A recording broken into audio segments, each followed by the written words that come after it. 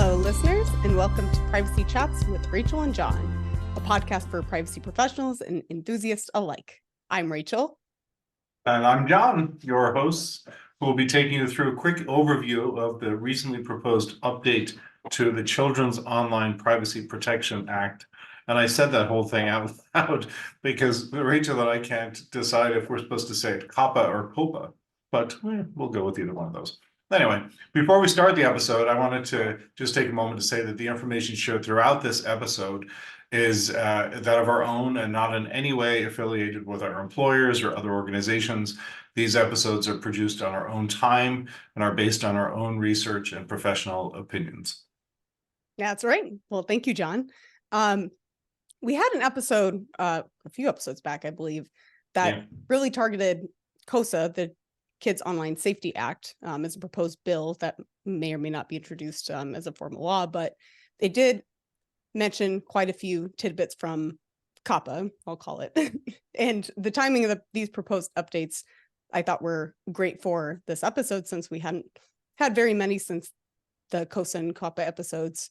And really because this is a pretty freshly introduced collection of rules. I think it's been less than a week since these were published by the FTC from the time of this recording. And they've hammered down on a lot of themes in the last few years. So I think this is a trend we'll continue to see, where we're revisiting some of the, I would say, outdated for the technology at the time, requirements for certain companies to keep in mind children's safety when it comes to online activities. So with this update, John, what are some of the new changes we're seeing in these proposed rules that might have been different from when we reviewed them the first time? Yeah, it's actually quite lengthy. The officially it is 16 CFR Part 312, but the official regulation or legislation is 164 pages long. I did try and get through a lot of that, but that kind of information is pretty boring even for us to read. But there is a summary in there I'm going to quote this directly from the summary because I think it's a good explanation of what they're doing. So it says that the Commission proposes to amend the Children's Online Privacy Protection Rule consistent with the requirements of the Act. The proposed modifications are intended to respond to changes in technology and online practices, and where appropriate to clarify and streamline the rule. The proposed modifications, which are based on the FTC's review of public comments and its enforcement experience, are intended to clarify the scope of the rule and or strengthen its protection of personal information collected from children. So they're really responding to, I guess, the public and changes in technology and online practices are the key things that I read in their summary. So yeah, I think that's an overall summary of what they're trying to accomplish here. Yeah, and I think it's interesting that the timing of this, because the last time I saw the FTC make a change to the COPPA rule was back in 2013, specifically to address the growth of mobile devices and social networking. They also expanded at that time the definition of personal information to include things like cookies, geolocation information, photos, videos, and audio recordings. So what does that make it? 10 years from now, it seems like almost a decade type cadence that they're going for. But I'll quickly go back to the FTC's role in actually being involved with children's privacy. At a federal level, COPPA violations are considered to be unfair and deceptive trade practices under Section 5 of the FTC Act. And so therefore, the FTC is empowered to impose civil penalties for violations to COPPA. But at the state level, COPPA authorizes state AGs to bring actions to the federal district court to actually enforce compliance with those FTC regulations and to attain any damages or forms of compensation or relief that might be involved with that violation. So the FTC, as I mentioned before, is still taking this problem they viewed, and from what you said, has been kind of elevated by consumers very seriously in the past. And on this press release, there's a direct quote from FTC chairperson Lena Khan saying, requiring firms to better safeguard kids' data. This proposal places affirmative obligations on service providers and prohibits them from outsourcing their responsibilities to parents. So I thought that quote was interesting because it gives a look inside sort of a different angle for why the FTC might be interested in proposing new rules. It seems that there is a certain expectation that there should be more responsibility for providers or technology companies in particular to start doing the job. I don't want to say of parenting, but they're saying they don't want to just outsource it to parenting. So there needs to be more involvement at a governmental level, which I thought was interesting at the least. It is interesting, and it kind of it brings back a conversation that we had, probably talking about this episode, about the responsibilities of parents. And I think in that previous conversation, I was advocating for technology companies providing more tools to parents, but leaving parents being responsible. So it's interesting that your quote from Lena Khan, talked about outsourcing the responsibility to parents for not wanting to do that. So honestly, I'm not sure how I feel about that, because I don't think that we should be taking control away from parents and putting that responsibility on technology companies. Although there is a responsibility for technology companies, it's an interesting paradigm. Right. Well, with that out of the way, let's go back to the how of these newly proposed rules. Like, how are the FTC going to achieve their stated goals with these new requirements? Yeah, so there's very specific requirements in here. So I'll go through a list of 6 or 7 of them. So one of them is requiring separate opt-in consent for third-party disclosures. So when a company collects data about children, parents have to consent to before that company can provide that data to a third-party company. The second was limiting the support for internal operations exception, which was an exception that was built into the original COPPA, which my understanding has been used inappropriately. So they're using that exception to do things that they shouldn't really have been doing based on what the exception was intended for. The third one is limiting companies' nudging of kids to stay online, which I actually want to come back and talk more about that one. So let's kind of leave I that already and know sit I'm for a a fan minute. of it, but Yeah, we'll I talk am about it. too. Yeah, this is my favorite Be a part fan of the it for new me, version. but gosh, it's just notification fatigue sometimes. Yeah, well, I know, but like I feel like some of that notification and the nudging is really manipulating children and forcing them to stay on. It's like, here, take one more puff Yeah, or they've done something. plenty of studies with how addictive social media is, and it's hard to look at these problems and try to ignore that sentiment because it's there and the proof's in the pudding. Yeah, it's a real problem and they shouldn't be perpetuating it. So yeah. Limiting data retention. So that's a common rule throughout all privacy regulations is limiting how long data is retained for. Codifying ed tech guidance. And I think in some of the stuff I read, when the original law went into force, there wasn't a whole lot of not that it wasn't technology in schools, but it was less structured of technology companies operating in schools. So they're codifying the guidance around ed tech, increasing accountability for safe harbor programs, and strengthening data security requirements, which I think is a great one as a former cybersecurity professional. Encouraging or essentially requiring companies to have better data security programs, I think is a win all around. So those are the key goals of what they're trying to accomplish here, or how this is going to be implemented.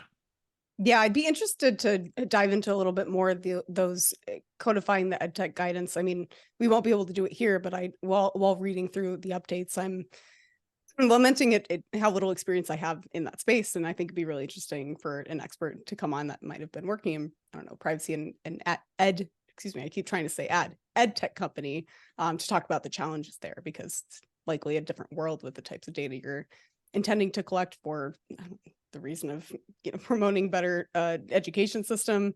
Who knows what that data could be used for? But otherwise, all of these sound pretty straightforward. And I guess it begs the question of,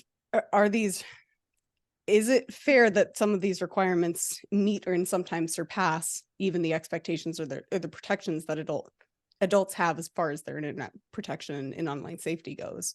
I imagine it's because there's a view that children are not able or experienced enough to make sound decisions about what they view on social media sites, what they share, who they talk to, and implications of those decisions. But what are your thoughts there, John?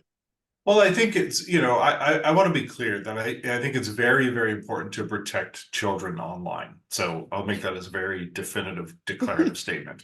Agreed. Because I'm going to go and say some things that might suggest that I don't believe that, but I don't. We have to protect children online. But when you think of online protection of children, who do you think that we're protecting children from? And I think most people would think of some sort of an online predator that's out there. But the reality is that these new rules aren't about protecting children from, some creepy online predator. It's protecting them from companies that they're genuinely doing business with. So like it's a commerce thing. They're stopping companies from using the data about children to, put ads in front of them, for example. But, generally children don't have a whole lot of money. So we're really protecting the financial resources, because that's what ads are about, Yeah. of their parents, and their parents have control of whether or not that money is going to get spent. And I get it that, we're trying to put ads in front of children, because then the children go to their parents and they say, hey, can you buy me this thing, or whatever. But the main part of it is that these are protections that are appropriate for people in general. So Mhm. why are we focusing on, implementing a law that's going to protect this aspect of protection for children, when, some of these things are protections that should be in place for the general population? And you and I have talked about the fact that we're really lacking a comprehensive privacy law in this country. And we have to go back to these sectoral laws, or, one in this case is about children or healthcare or finance, that we don't have a comprehensive privacy law that would provide these protections for all of us. The one part of this law that I really like, and we already talked about this, is is limiting companies' ability to nudge children to stay online. And I think that is something that is very specific to children. I think our children are probably more likely to be able to be manipulated by companies and nudges, and, I don't know, but that might not be true. Yeah, I mean, I think media generally forms has a large impact on your worldview. I mean, this is a complete tangent, but I was reflecting the other day. I was with some younger kids of my family, and I was watching them watch TV, and I'm like, oh my God, I remember very early memories. Some of the earliest memories I have are of TV and of cartoons.